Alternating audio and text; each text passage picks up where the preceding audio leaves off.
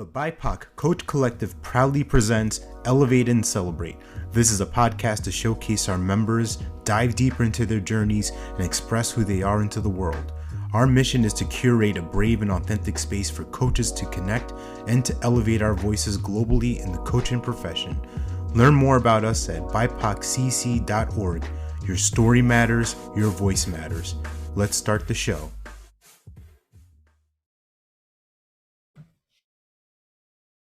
Welcome to episode number 2 of Elevate and Celebrate.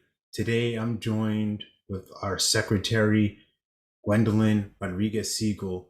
She is a first-generation Dominican-American, born and raised in New Jersey and a DC area resident since 2007.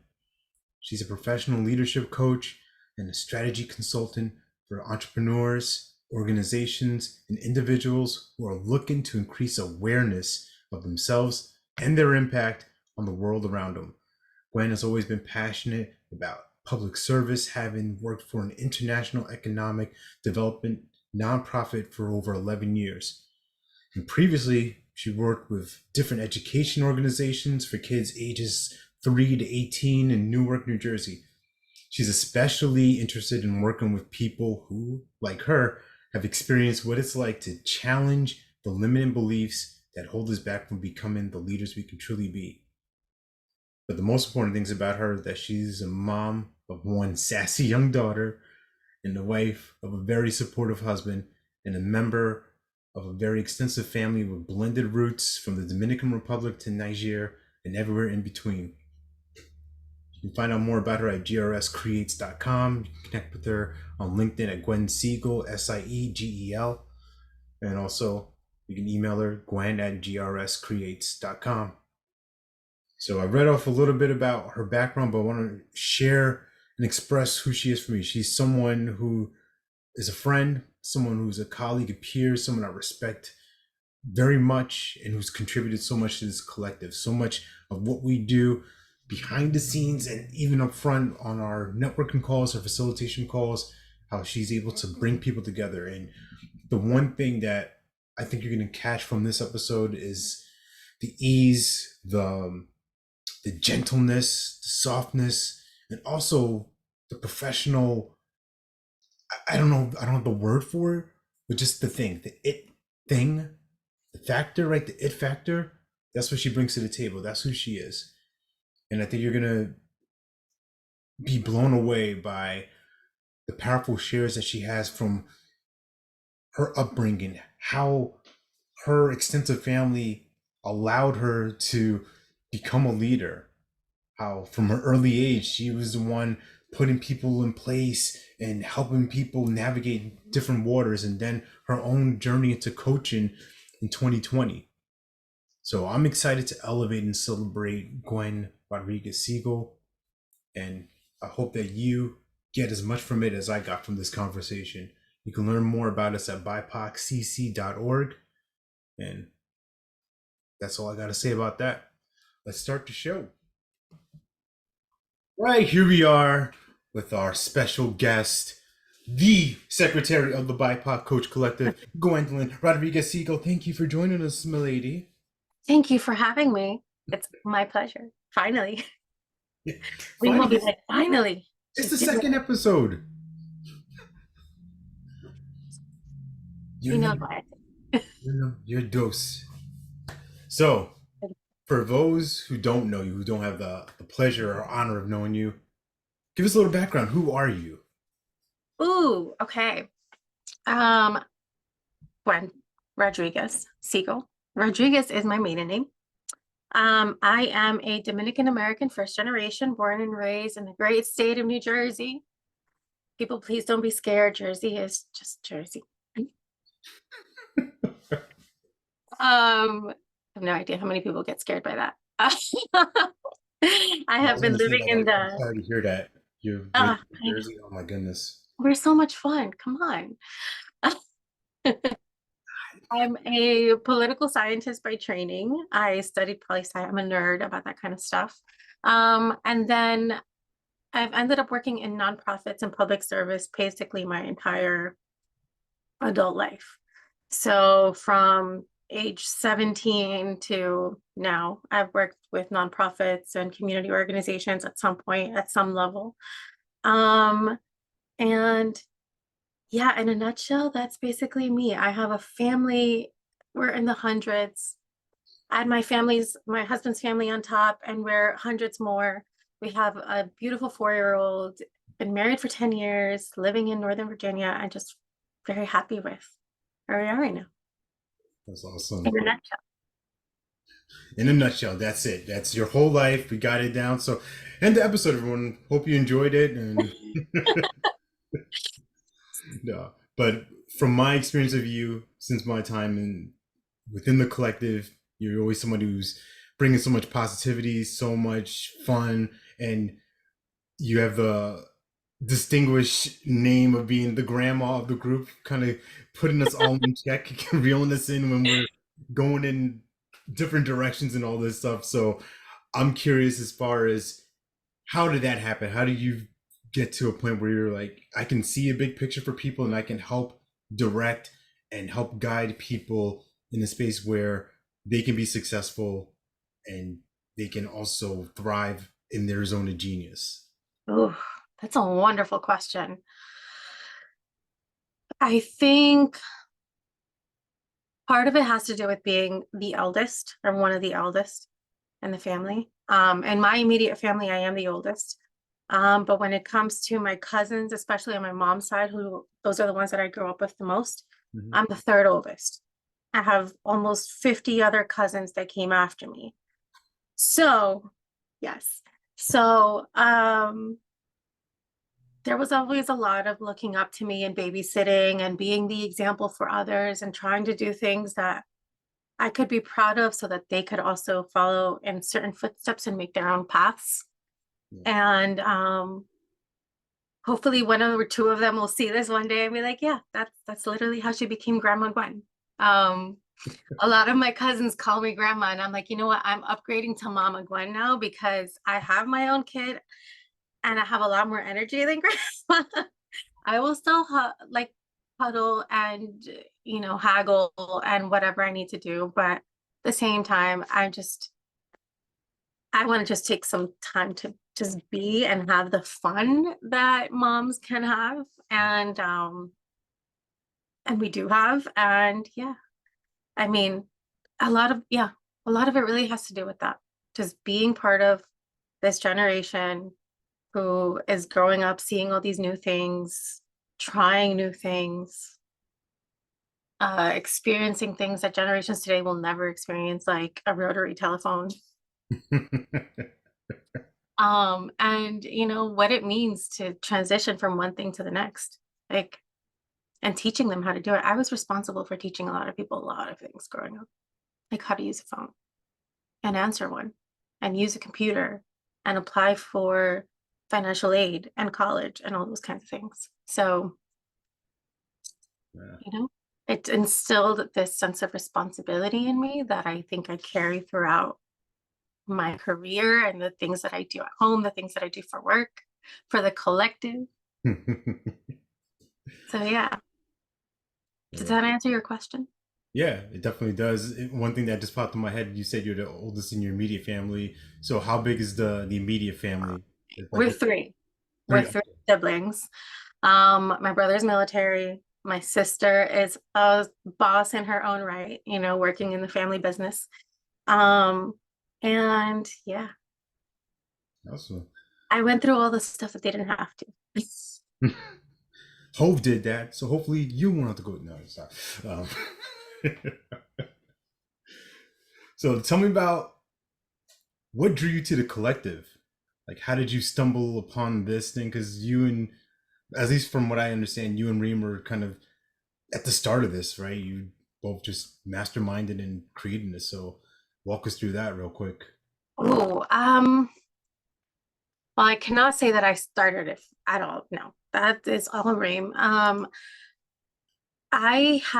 She actually put something out on Facebook, um, back in 2020, asking if anybody had any experience with membership groups. And we're in the pandemic. I'm home with my daughter, and um, I don't know. I feel like I needed to do something. I was being a stay-at-home mom for some years. It's like at some point I want to get back into work, but I don't really know where to start. And I'm like, well, let me check this out and see how I can help Mm. and get some practice back. And I ended up figuring out that I could have a coach. I didn't know that I could. I didn't know that that was a thing for people, especially in my situation, stay-at-home mom, don't know what to do with my career, don't even know where to find a coach. Like, where would I even look? And she introduced me to coaching, and I introduced her to my ideas for having a membership organization. And we're like, we can really support each other here. So I started joining the calls. I started learning about coaching, and I started to really admire all the coaches that would be on the calls. Like, wow, you guys are really in doing really important work and being of service in a way that I could really relate to. Before you knew it, I was applying for the Coaching for Everyone fellowship program. Yeah. I got accepted into the second cohort, which I will be forever grateful for. And I was being trained in a room full of coaches of color. And for the first time in my life, I'm like, oh my God, this is amazing. I had goosebumps. I cried all the time. It was the most cathartic, but most meaningful, beautiful training I've ever done. And it completely changed my life. So I know I'm going to have people sick of me saying that, but I really do honestly mean it. Coaching is where I found joy and where I found like a home for who I am and who I can be for the world. And I haven't looked back since. Yeah. It's this thing. Coaching works for a reason. It does.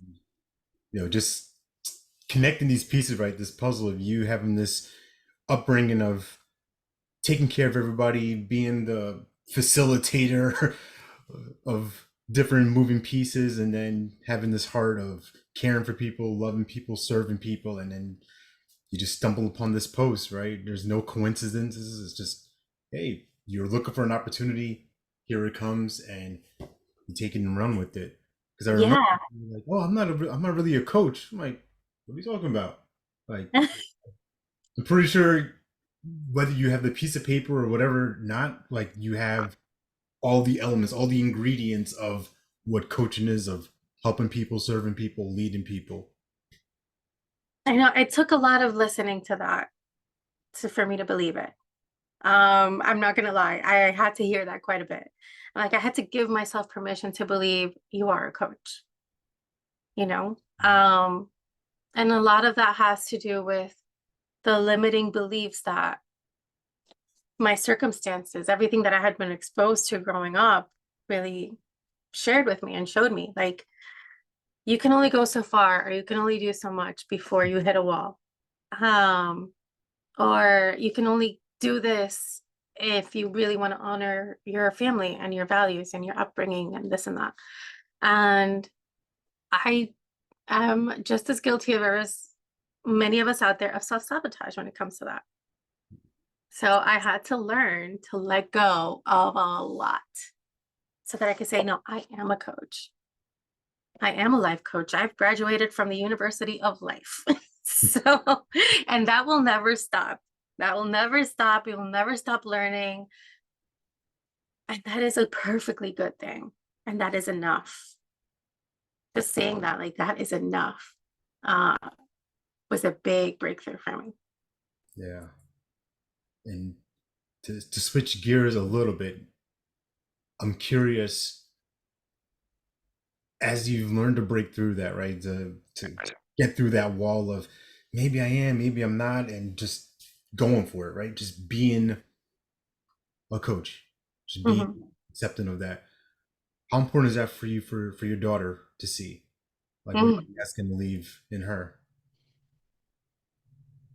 Whew, trying to tug at my I know, heartstrings. I know. I'm going for the softball questions. I'm going right for. Got to get to the heart of the matter. That's what we do.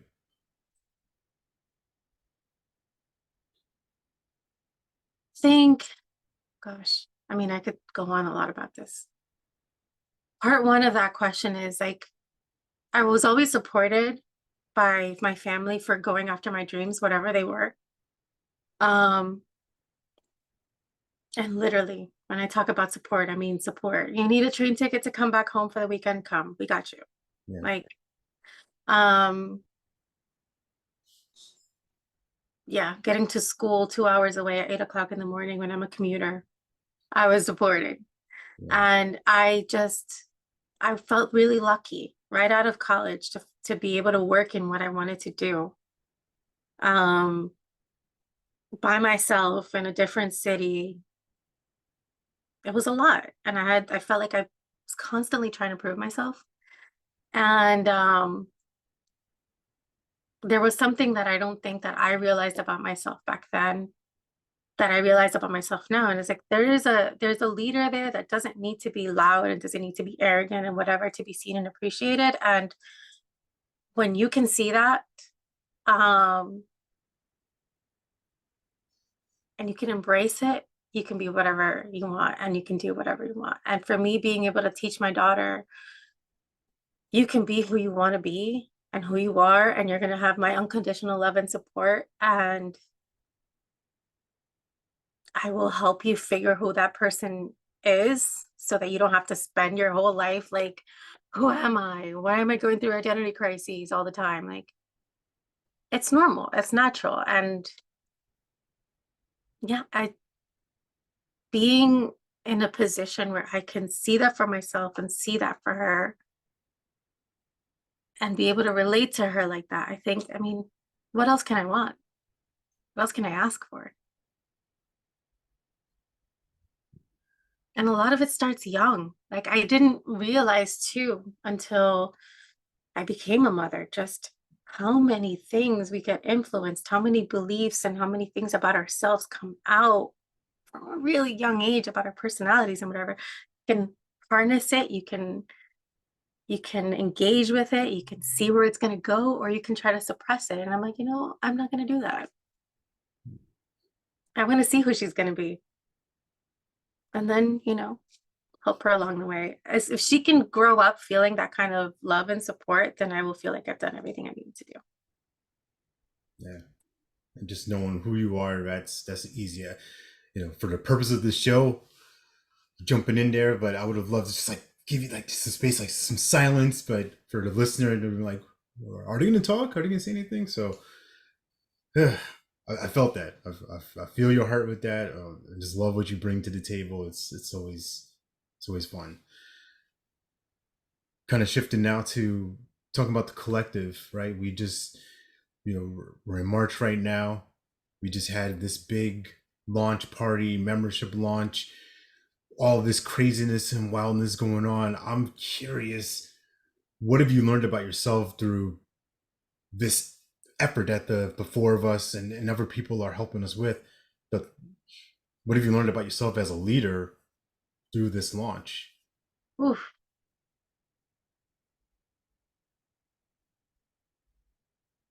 I think the number one thing, especially because we're talking about a work of service, like we're here to serve each other and support each other and build community, is that I don't have to do it all. That has been the biggest learning thing for me. We can actually divide and conquer and do it successfully.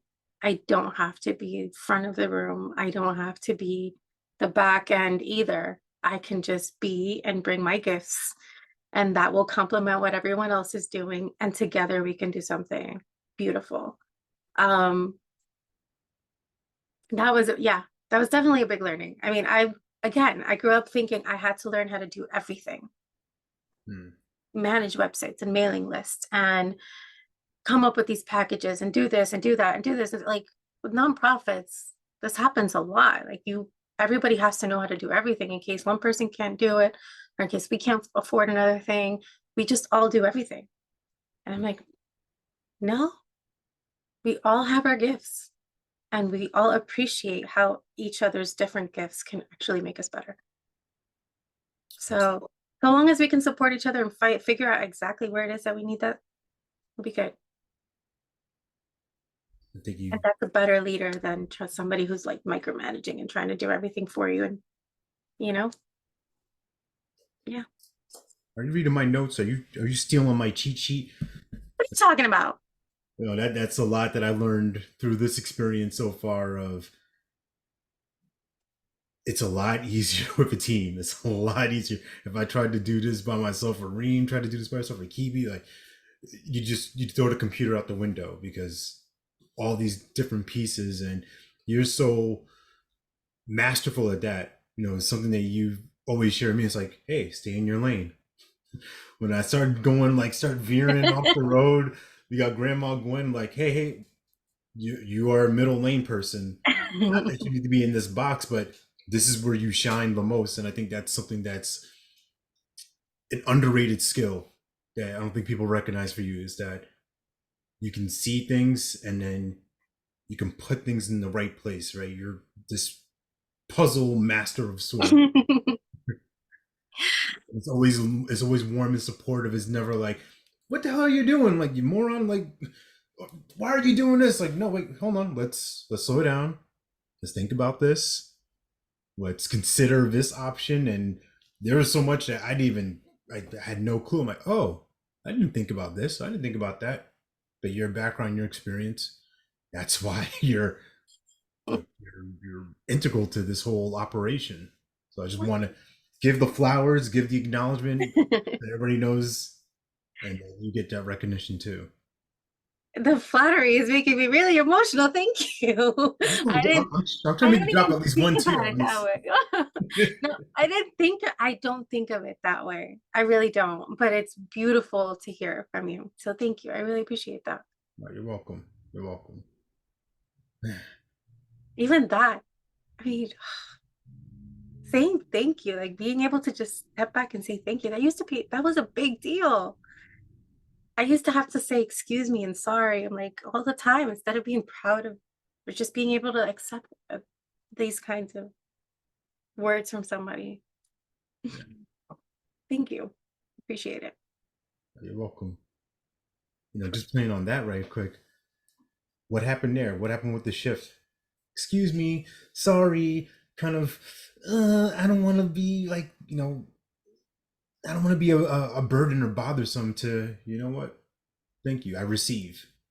Yeah, I think it wasn't even about a burden. It was just like you do what you have to do because it's what you need to get done.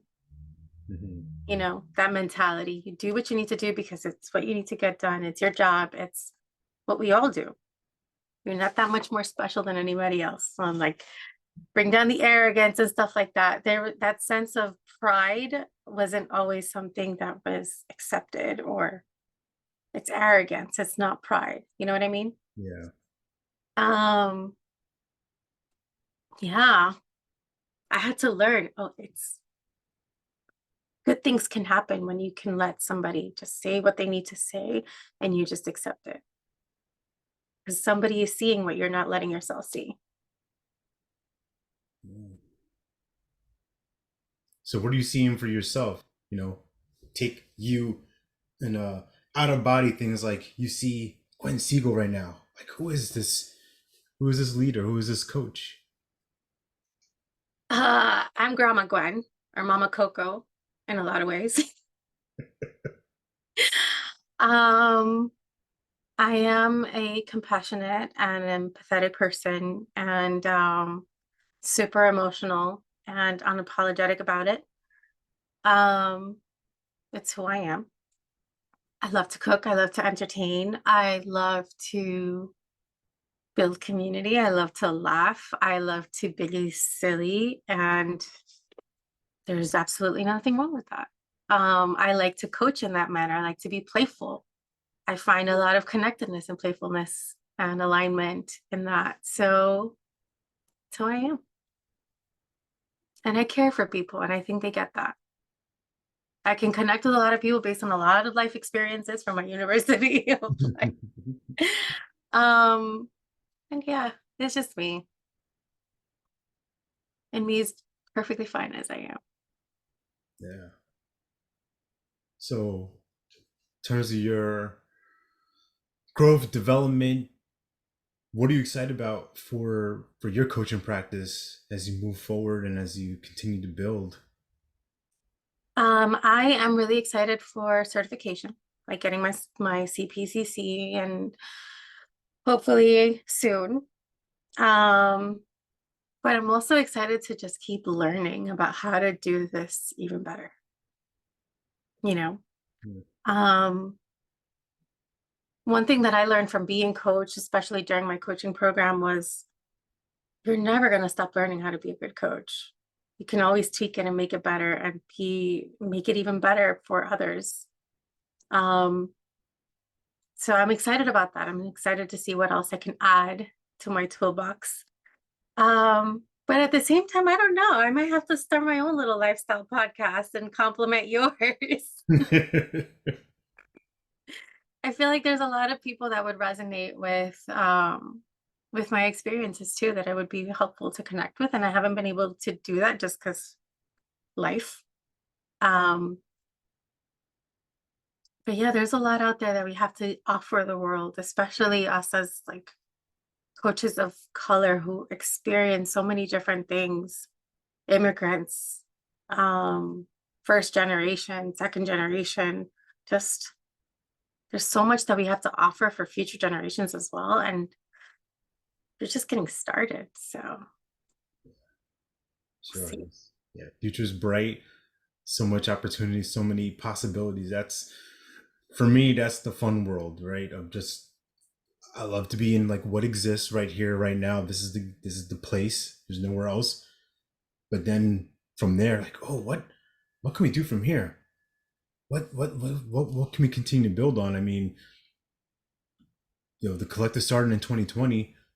It's like, hey, we can, we're meeting on a regular basis, a regular cadence once a month. Like, hey, what if we add this into this wrinkle of facilitation calls? And then, hey, let's look at memberships. Let's look at taking this community to a new level where I think of it as like, hey, let's be the premier spot. Let's be the one-stop shop where someone's saying, I want some I would love for BIPOC coaches of color to help my organization, help me, or whether it's a personal thing or individual. Where do I go? I want to find somebody. Go to this website, go to this directory, and you're gonna find some of the most brilliant minds that I've been connected with, and it's just a pleasure. It's an honor.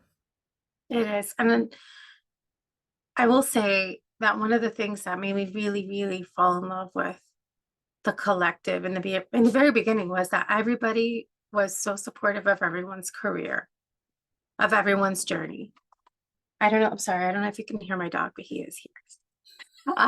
But yeah, I don't I um yeah, it's just I realize that coaching is something, first of all, we are everywhere and everywhere around the globe, and everyone has their own thing to give and to offer. And I feel like we recognized that very early on in our group, that every single coach is out here rooting for the other, looking for ways to partner, looking for ways to connect, looking for ways to grow, and expand the network and expand visibility. Like we are here and nobody wants the other person to fail. And there are lots of groups out there for coaches and for professionals. And man, if we could build community with all of them and bring everybody together, I mean, we'll make sure that we're out there and that people can see us and we can connect and grow and really support the industry that is still really young. It's still very young and there's so much opportunity. We can talk about healing, we can talk about career, we can talk about all sorts of stuff from a coaching perspective and really just change the world, transform a little bit more at a time in our own wonderful way. Fantastic. Well said. So as we get close to wrapping this up, I want to make sure that we are complete in this elevation and celebration of you. So is there anything that you wanted to say that you have not said yet or expressed? Um, yeah, I do have to say that one thing that popped up earlier talking about Grandma Gwen. I love you, cousins. I really do. my siblings, I love you all so much. My aunts and uncles, everybody, grandma, grandpa, the ones who are here and the ones that are not. Thank you for sharing your wisdom and family and experiences, because ultimately they make me a better person.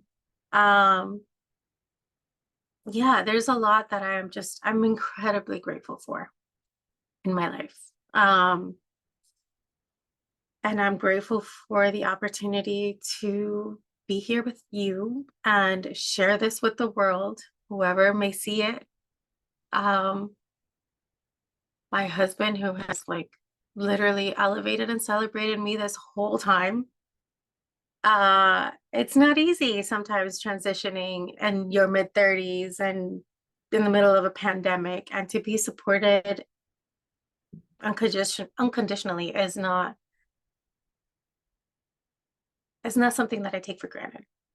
So I have a lot of gratitude in my heart for Reem, for you, for Kiwi, for the entire collective, for John and Michael and TL and Patricia, like literally everybody, for Joyce. I know she's hearing me. She's gonna hear this at some point. Don't get her mad if you don't name drop No, her. Joyce. For all these people who really have done everything possible to support. I cannot say thank you enough for everybody that has really helped transform everything. My trainers, everybody, love them all. I really appreciate it. And I'm hoping to pay it forward as best as I can forever, because it's who I am. Grandma Gwen does not forget. Well, I will say that there's no hoping involved. The hope's got nothing to do with it. You are doing that. You are being that. And like I shared before, my experience of you, and if I put the Pepsi challenge out there to the whole group, I would I would guarantee that I'd be like 100% like, hey, has Gwen made a difference in your life? Has Gwen impacted you positively? Has Gwen served you and allowed you to feel safe, secure, and know that someone's got your back? Yes, yes, yes. Box checked. Easy. That's an easy ticket right there. So in this space, I think we're at the spot. I didn't make you cry. I was trying. No. You didn't make me cry. Listen, again, coaching has changed even that. Okay, and therapy. Yeah. Let's not forget, therapy is a very good thing as well, and they complement each other so well. So I encourage anybody who just needs to feel more like themselves and discover who that is, seek help. You don't know what you don't know. You don't know what's possible for you if you don't go out and like seek something different. That's why I go by that quote. You don't know what you don't know. You don't know what possibilities are out there for you. So thank you. Well, thank you. So the best ways for people to connect with you, they can email you at gwen@grscreates.com.